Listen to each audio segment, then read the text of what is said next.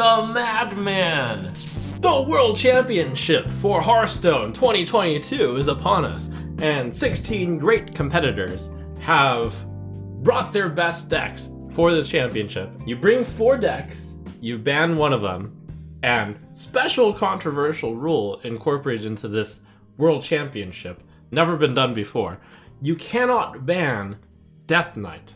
That was a big deal because there's never been in a World Championship caliber tournament like any weird restriction. And that was a weird restriction that like one certain class couldn't be banned. It's because Blizzard presumably would have liked Death Knights to be showcased in the tournament. So let's quickly look at what everyone brought. When everyone has to bring 4 decks, there were only 6 classes represented. There was a clear favored lineup. The lineup that's like the default best decks to bring tournament appears to be Demon Hunter, Druid, Priest, Rogue. And then some people didn't like one of those classes of Demon Hunter or Druid, and then decided to bring like the second-rate class. That's a little bit mean, but basically the less popular class of either Mage or Paladin. That does mean that no one brought Warrior, Warlock, Hunter, Shaman, and Death Knight. Womp womp. First up, the number 1 most popular deck brought to this tournament would be Quest Demon Hunter. And I'm going to look at the one from Glory for reference, although a lot of these Quest Demon Hunters ended up being the same 28, 29 cards with like a 1 card difference. Quest Demon Hunter has a pretty simple idea. It tries to draw a lot of cards, it tries to cast a lot of Fel spells, which go face, and you have a few spell damage cards, which you can play the spell damage cards and play Unleash Fel to do a good amount of AoE damage and also to heal a lot. So that lets you stay alive for a bit. You draw a bunch of cards, you play a bunch of spells, the spells deal damage to the opponent, you play Jace, where you get to replay all the Fel spells that deal damage. This all gets done surprisingly quickly, you draw a lot of cards, which activates your quest. This is like the deck to beat. It's like, in rock, paper, scissors, this is the rock. The solid choice that everyone theoretically should have brought, but there were 3 people who didn't bring it. Now the metagame at this top level is a little bit different because you would expect everyone to bring the best deck, Quest Demon Hunter. And it's because of that, potentially, that there were 2 classes and 2 kind of popular decks that weren't brought. Any Death Knight, for example, actually is quite bad against Demon Hunter. And also Implock, which you might see more often in Ladder, is quite bad against Demon Hunter. But that's not all. These Death Knights and Implock both also share another common weakness, which is the second kind of proactive deck choice that was brought to the tournament, which is a version of Rogue. And there were 3 main versions of Rogue here. Thief Rogue, Miracle Rogue, and Death Rattle Rogue. Looking at Tianming's Jackpot Rogue, this is a value Rogue deck. You play a lot of cards that generate value, most notable of which is probably Jackpot, and you try to cheat out this Jackpot with your Swiftscale Trickster, getting some really high cost spells. And then perhaps use Contraband Stash to replace them, and Test Greymane as well, to replay them. That's the dream. This is just a very solid choice. Another rock, I would say. It doesn't really matter that much what you match up against, it's just always a solid option. The Miracle Rogue tries to play a bunch of spells, using the Mailbox Dancer in order to generate coins for extra spells, generate some potions, and the concoctions could be played with Ghoulish Alchemist for free.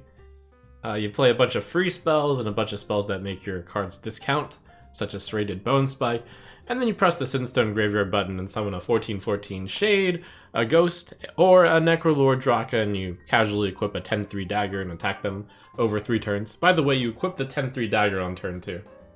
You've got Death Rattle Rogue, which is actually the most popular version of Rogue on Ladder, but less popular in this tournament setting because presumably people believe that there would be tools brought against the Death Rattles. For example, Starfish to silence, for example, Priest, Shadow Word Rune. There's definitely a lot more Priest in this particular tournament. But the point is, this is also a very solid deck. It perhaps is a little bit more higher variance than the other rogue archetypes because it relies a lot on drawing the Death Rattle lovers in the right order together. You really want Snowfall Graveyard, you really want to get the sketchy information on your Scourge Illusionist and then play the cards that die immediately with Shatter Shambler to get a double Death Rattle effect. Very hard to beat if those cards come together, but they don't always line up together that well. So 3 different archetypes of rogue, all of which were solid options. And then you started to bring either a Boon Priest, which is another proactive deck, or you brought Control Priest. Boon Priest has a fairly simple game plan. You put out a minion, you've got Serpent Wig to buff it, you want to buff the minion with Serpent Wig, Shadow Word Devour, Boon of the Ascended as well, so you get 2 big ones. And then you put your happy little Bless on it, and then you attack for a lot of damage. Very simple game plan, but due to the low cost of it, and low mana cost of it, and due to the very many redundancies, you can get hit really fast, and get killed really fast. Powered Fortitude is another big buff. If the proactive version wasn't much of your speed, and you wanted to bully rogues, and you wanted to bully some of the relic type things, you could choose a Control Priest. Control Priest, a lot of area of effect clears.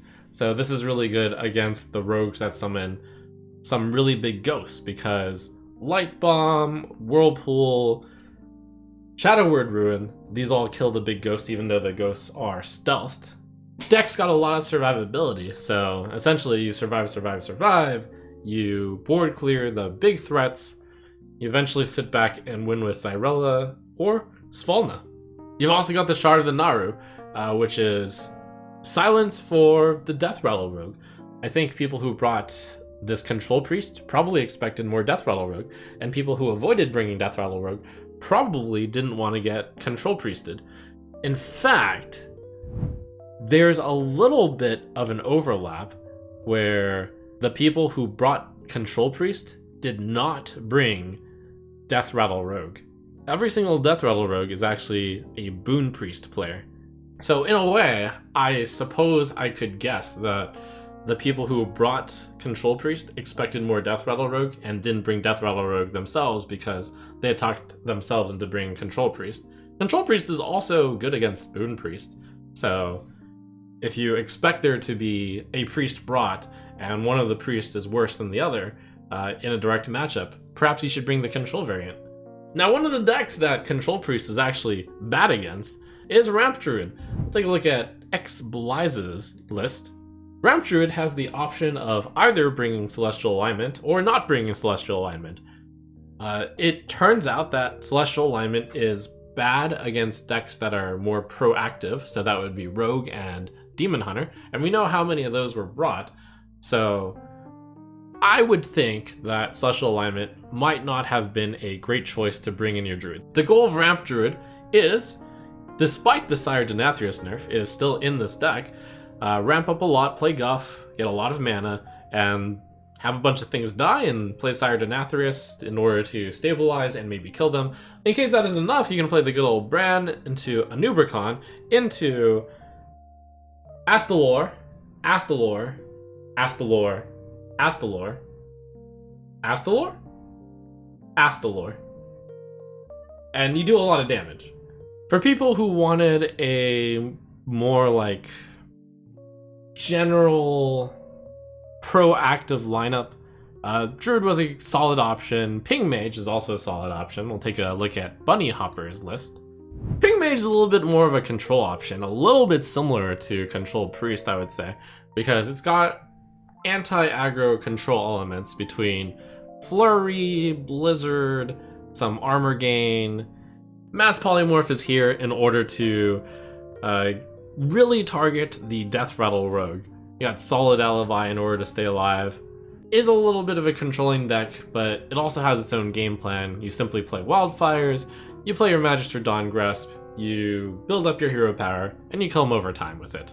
The people who brought Mass Polymorph may be a little bit sad because there are not that many Death Rattle rogues in this tournament. That is perhaps why bringing a Thief rogue, which was just like never going to be able to be targeted, might have been better. Oh, you'll also notice that across the board there's a good amount of weapon destruction out there. That's for the Miracle rogues, so that you kill their Draco weapon.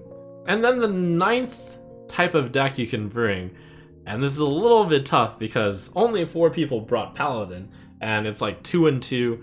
There's 2 aggro Paladins and 2 more late game Paladins. Using KZG XMG as an example of a aggro Paladin, you start off with a bunch of the new cards, such as the 1 mana 2/1 with Divine Shield, which does damage to you.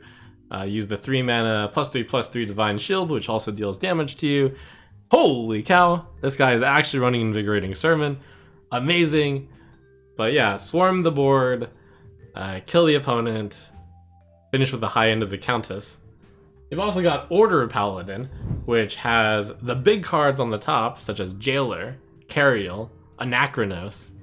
You order in court, and then you start playing your stuff. You are going to be invulnerable with the Jailer. Your minions will, at least, and then you'll eventually kill them. Both of the decks have generally more favored plans than the other classes offer, so not very popular to bring a Paladin deck. We'll see if it works out for them. So that's a good look at what this expansion has mostly brought about.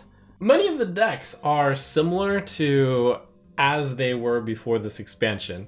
There are a few expansion cards added in there, here and there, but ultimately it looks like the old stuff is prevailing. So it'll be interesting to see, post-tournament, what change-ups the Hearthstone team has planned. And let me know what decks should be experimented with at Trump Laboratories, because obviously these top 16 players don't know what they're doing. They missed out on some opportunities, right? We can make these decks better. What decks would you like to see me play more of?